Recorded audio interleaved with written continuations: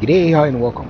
Alright, the first 1,000 kilometers on any motorcycle, there's a few things you probably should do. Now, just to apologize in advance, this video might seem a little trippy because of the raindrops and stuff like that, but I thought it was good footage just to kind of, getting used to different riding and different riding conditions and stuff like that. Now, I have 5 points I want to make. I'll try not to go too long on them, or that type of deal. You can, explore each one of these topics by yourself and see what you come up with for yourself.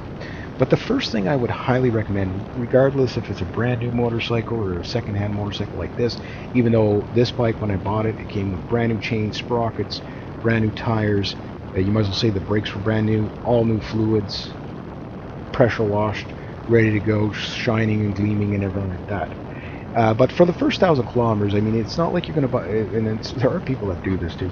They buy a bike on a Friday night and Saturday morning they're heading out to Sturgis.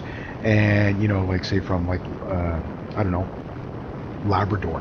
They want to go from Labrador to Sturgis, and they got a bike they have no knowledge of, brand new or not. Does it have any quirks or corks on it? Well, you don't know when you buy a bike, new or used. You don't know if there's going to be issues with it. So the first 1,000 I say stay as close to home as you can. You can ride around, but if don't commit yourself to being towed back from 1,000 kilometer run, that type of thing. We don't want to be doing that. So you want to make sure it's reliable. So the first thing I would highly recommend, and you should be doing this anyway, whether it's a new bike or whatever, but really extra attention to detail. The first 1,000 kilometers at least on any bike, or about 600 miles for my American brothers and sisters, is to inspect your bike before every run. You're going to find certain little quirks and corks about every motorcycle, things that you wouldn't expect. So you never take anything for granted. Check every nut and bolt. It might take you 5 to 10 minutes to do an average kind of inspection.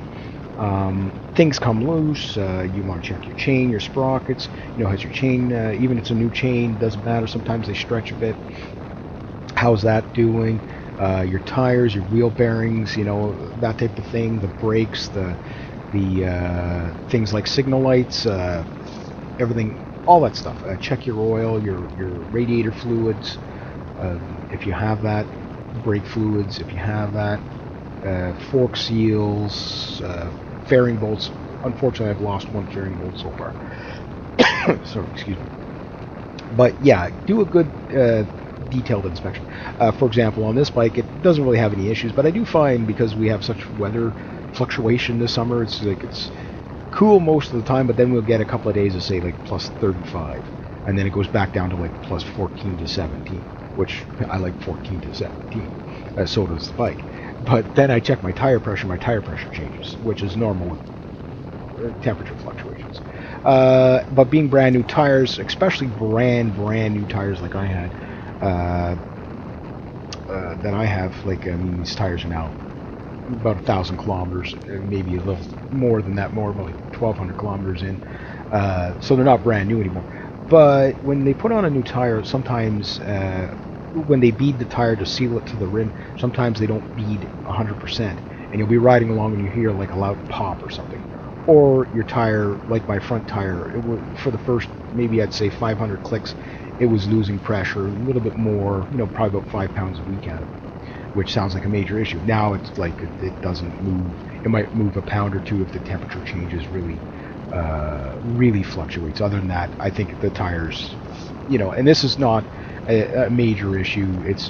This could be any motorcycle, regardless of the type of motorcycle. So that's one major thing you want to do, is make sure you do your inspections. Might take you 5 minutes, might take you 10 minutes. I usually do a kind of like an overall of the bike at least once a week on, like I say, a Sunday or something like that, and I check everything. And then throughout the week I just do the quick checks for the feel everything around the bike and stuff like that. And it's also a good way to learn your bike, and it's also a good way to monitor things on your bike should something be out of place or whatever. Let's say your brake calipers are starting, the bolts are starting to go loose or whatever. So you just touch every nut and bolt. It takes you 5 minutes, 10 minutes max. The second thing I would recommend, any motorcycle, doesn't matter what it is, especially for newer riders. Even if you're not a newer rider in the sense that, like myself, where I'm a new rider in the sense that I'm back on the road after 20 years. but I've got like 100,000, 130,000 miles on the road on motorcycles. So to me, that's great and dandy and all, but I'm treating it as if I never ridden a motorcycle before in my life. This is my first super sport, and the handling characteristics of a super sport versus a cruiser is a lot different.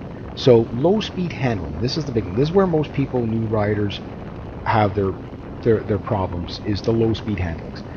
And I won't spend too much time on this because I'll be probably doing a lot of video stuff coming up, hopefully within the next week or so, from making this video, that you'll see some low speed, some of the tricks I use, and nothing extraordinary, just things to keep in mindful of.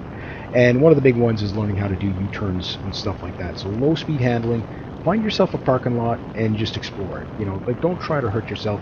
It's not about going knee down or anything like that. I'm not talking about stuff like that. I'm just meaning that you can do a 180 takeoff, like do a 180 turn from the left or the right from a takeoff and stop without toppling the bike over at low speeds.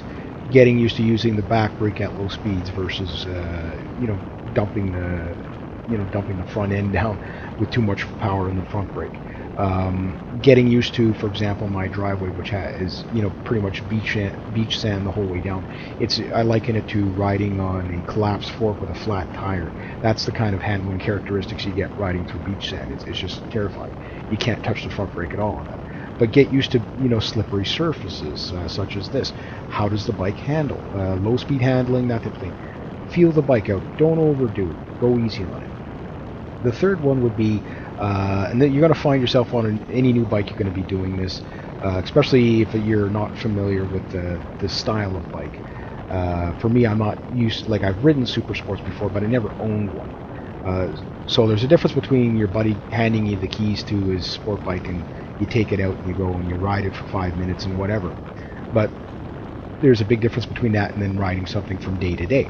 So day to day, what you find when you first get on a bike like my bike or whatever is that because the throttle's more sensitive or whatever, your speed moves around a lot more.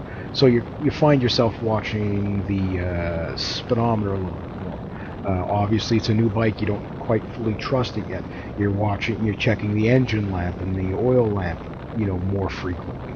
The signal lights, they're not quite as intuitive as you would like, so that type of thing. So it takes probably about 1,000 kilometers or so to get really used to that. The mirrors, you got to play around with them before you get them where you really like them. But fortunately for this bike, the mirrors on this bike are fantastic as far as sport bikes go. These big spatulas, they actually are really good for probably the best sport bike mirrors I've ever got on. That's not saying much for mirrors because sport bike mirrors typically suck, but this bike, when I come to a stop, I can glance really quickly. I can see if there's somebody behind me. I'm never kind of getting uncomfortable to try to find what's going on behind me. It's becoming more intuitive. The same thing with the high beam, the low beam. So for the first little bit, when you're getting used to the bike, feeling out the controls, you're kind of looking for things, you're looking at things, that type of thing. Once you find yourself 95% outside the bike, meaning you're only paying attention to the road, then you're good. And then from time to time you glance down at your speed. For this bike, I find that now that I'm used to hearing the bike at a certain RPM, I can even tell if I'm speeding or not going fast enough just by the RPM of the bike. And that's good, because now I'm not concentrating on that, I'm just concentrating on the road. And that was number 3 or number 4, whatever point I was at. So I guess the final one, and this is probably the most important one of all for the first 1,000 kilometers. Any motorcycle, whether we're talking a scooter, a Grom, a dirt bike, a tour bike, a cruiser, big bad Harley, a real bike like that, or crotch rocket Spitfire like I got, go easy the first 1,000 k. I don't care what your experience level is. Again, I'm treating this bike as if I never ridden a motorcycle before in my life. And what I'm finding now is I'm getting very smooth with the bike. I'm learning where the bike shifts just almost seamlessly, that type of thing. The corners, I'm really now starting to focus more just on my riding of, I want to go through a nice long curve completely on one line, that type of thing. So that's what I'm focusing on. I got the handling characters. Yeah, I've had a little bit of fun with the bike to this point. Don't kid yourself. But for the most part, go easy for the first little bit. You need to do that just to be safe, because again, it takes a long time to be able to not just trust the bike, but to trust yourself on that bike. And if you don't rush it, no rush, no worry.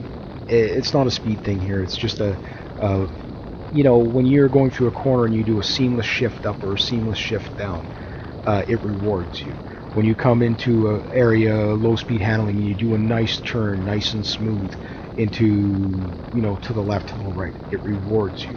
If you do low speed handling in a parking lot or whatever, and you have, that type of thing, and you can not even look at the bike and just pay attention to the traffic, it rewards you. When you're not distracted by the bike, because you know the bike and you know your own abilities, you're that much safer. It rewards you. So anyway, that's just my take on things. I'm not an expert. I'm just a guy who loves motorcycles, and I don't know why I got out of it for 20 years. What the hell was I thinking? But also, too, how does your bike handle in the rains and in slippery conditions and stuff like that? You're going to learn all that stuff the first 1,000K. Plus, the tires you're riding on, how do those things respond to the road? All these things in the first 1,000K you should be doing, as well as, I guess, I'll cover other topics too, such as, your learning your braking distances and stuff like that. But anyway, that's just something that, because there's too much to put in one topic here. I just can't get it all in. But I'll leave it at that for now. And these are just some of the things to start with. So anyway, ride safe, enjoy yourselves, and have yourselves a great day, eh?